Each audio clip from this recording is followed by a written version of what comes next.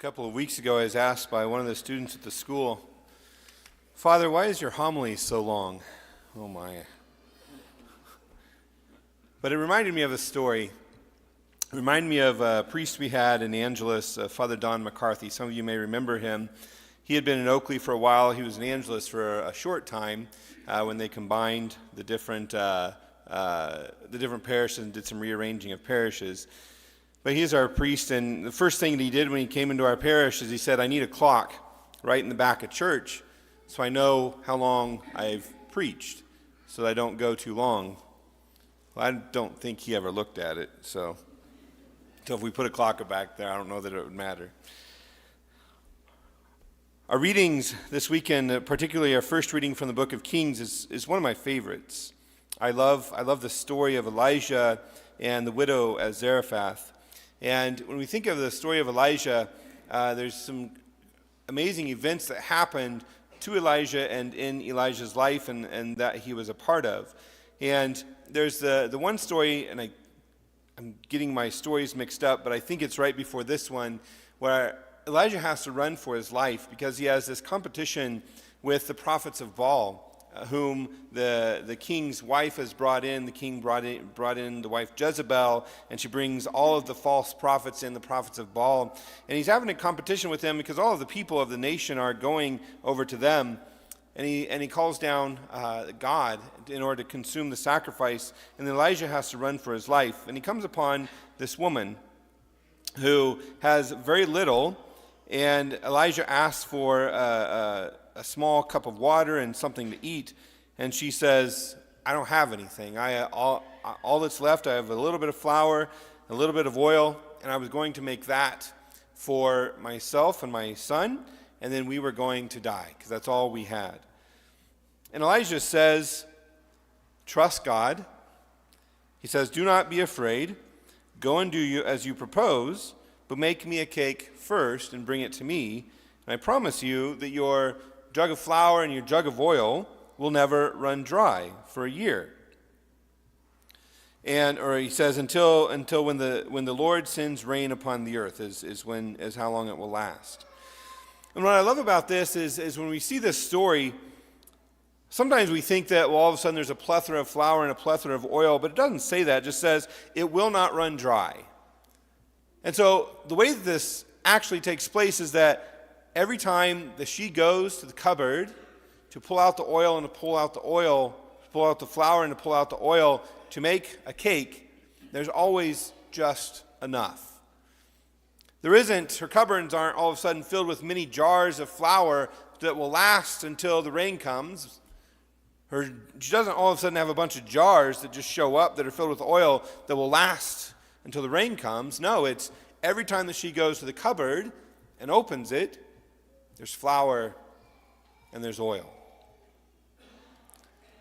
Every day she has to place her trust that there's going to be flour and there's going to be oil. It's not just a one time and all of a sudden there's a plethora. It's a putting her trust that God's going to provide each and every day. That's the kind of faith that God asks of us. God asks for us to go to the fount of grace every single day to have enough for that day. God's not just going to all of a sudden fill us up and make us saints today. God's going to ask us to call upon him every day, that there is something in the cupboard for us today, to be able to grow in holiness today, for our faith to be strengthened today. We'll worry about tomorrow, but we'll worry about today when we go to the cupboard and get the grace that God wants to give us. Now, I've seen this play out in my own life. From the time that I was little to the time that I was, before I was ordained a priest, I absolutely hated being in front of people and talking. I was in 4-H when we were little. My parents put us in 4-H.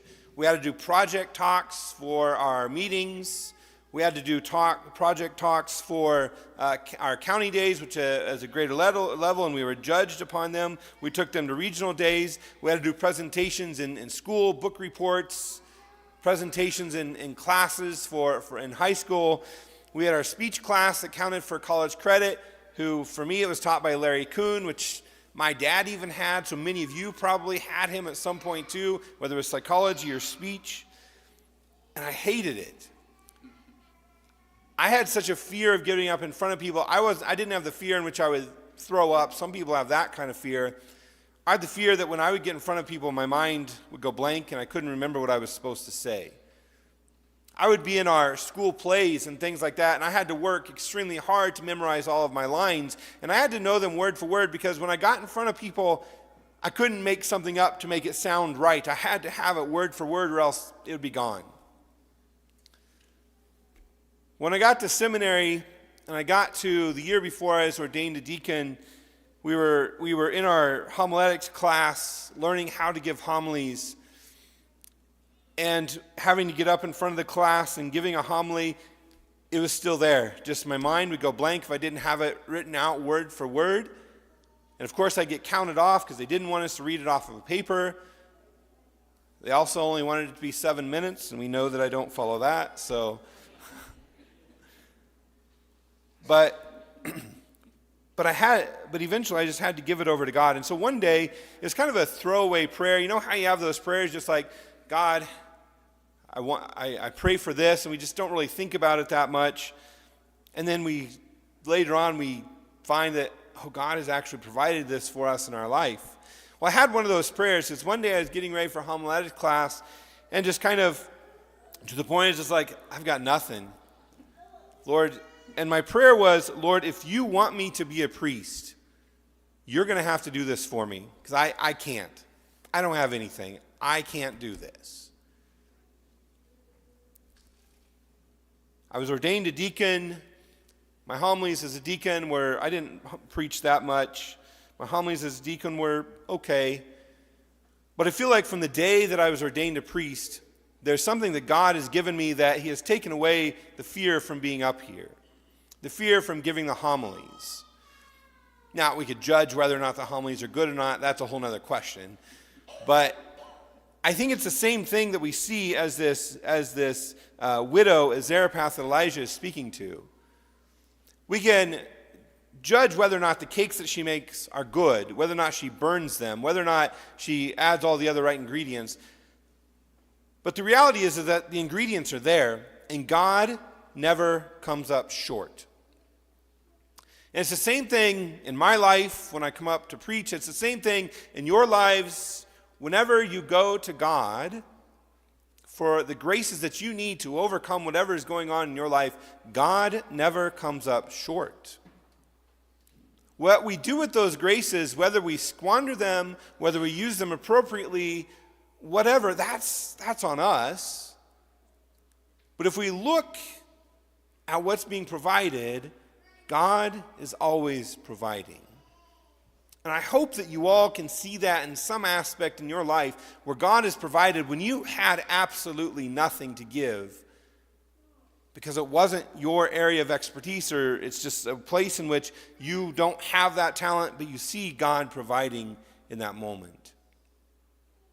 We see in our gospel today the story of the widow's mite. It's kind of the common name that we call it. And Jesus points her out and says, this poor widow has given more than anybody else that has given. All the wealthy people that have given, she has actually given more. She's given literally everything that she has. Now, I could stand here and give a homily about tithing, but I think we all know we're called to tithe. We're all called to give alms. I think we all know that. But I think what we don't often understand is that God is also asking us to give faithfully as well.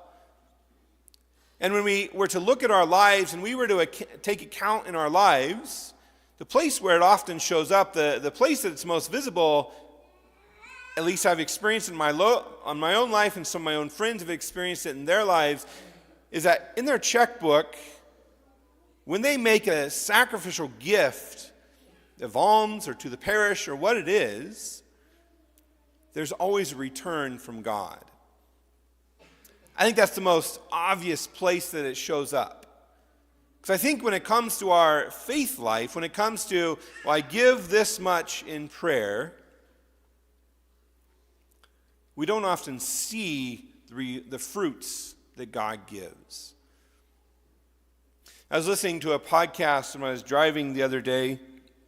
Is a gentleman that actually helps with exorcisms, and he was just out of high school, and there was this exorcism case that they were working on, and the team of the exorcism team, there's the priest that does the exorcism, and there's a team that prays for the one that needs to be exorcised. They set a date for this person to be freed. Her birthday was coming up, and she said, well, she wants to be free on her birthday, which was a week away.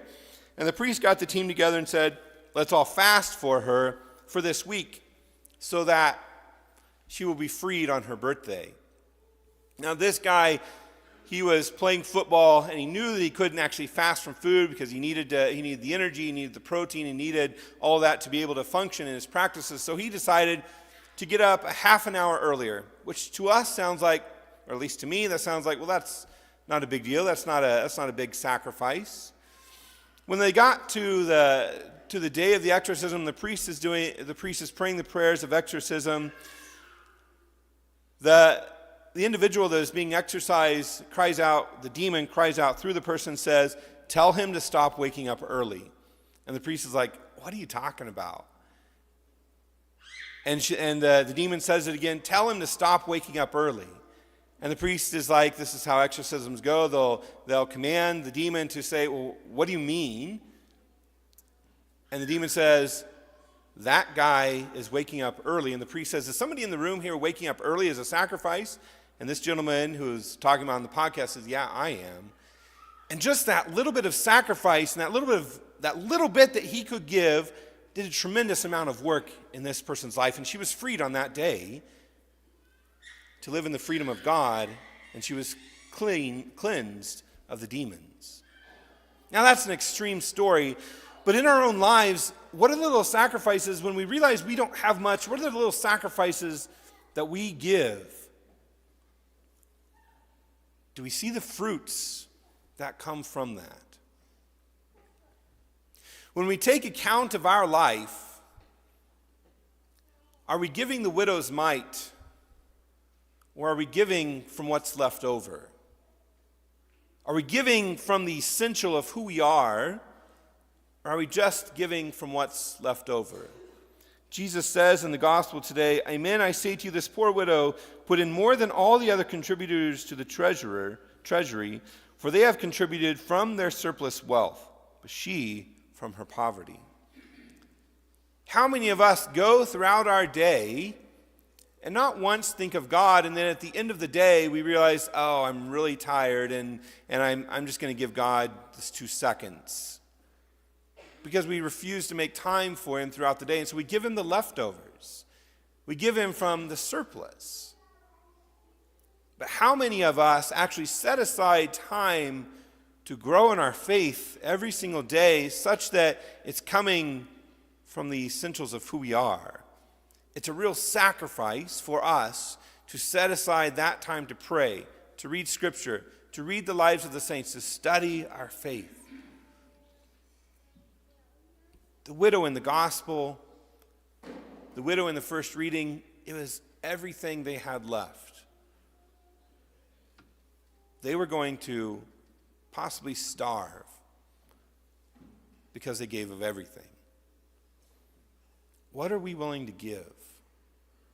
What are we willing to give to God such that we can begin to see the fruits of his working in our life? When we look at the readings over the last few weeks, particularly last week, when we see the scribe come to Jesus and say, what is the greatest commandment? And Jesus says to love God with your whole heart, your whole mind, your whole soul, and your whole strength, to love your neighbor as yourself. Remember that Jesus is saying that from our very being of who we are called to love God.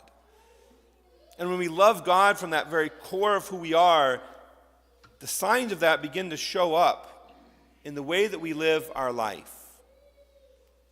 It shows up in every aspect of our life. It shows up in the time that we give to God. It shows up in our checkbook and how much we give back to the church and how we give alms to the poor. It shows up in the talents that we give to the church. It shows up in the way in which we pray. It shows up in the way in which we prepare ourselves to come to Mass. It shows up in the way that we dress for Mass. It shows up in the way that we speak to others. It shows up in the way in which we treat others. It changes our entire being when we love God to the fullest that God expects us to do so. And so all of these readings, these Gospels that we've been hearing throughout the weeks, lead to the heart of the matter. It's really about this love of God. How much do we love? How much are we willing to give? Where is it showing up? We are nearing the end of this liturgical season. We'll begin the new liturgical season with the first Sunday of Advent. It's a time for us to take stock of where we are in our life, to actually begin to look at our life and say, what am I actually giving to God? How much am I giving to God? How much am I fulfilling this commandment to love God with all of who I am? It's time for us to begin to look and say, where is God calling me to give more? In my life, when I gave him the very thing that I had nothing to give, which was standing in front of people, he's richly provided me. At least I feel that way. In the areas where I tend to hold back, in the areas where I don't give as much as I ought, it shows up in the rest of my life. Let's take stock. Let's prepare. Let's work to grow in love of God and love of neighbor as God commands. And thus grow our community, grow love in the world, and bring God's presence to those who desperately, desperately need God's loving presence.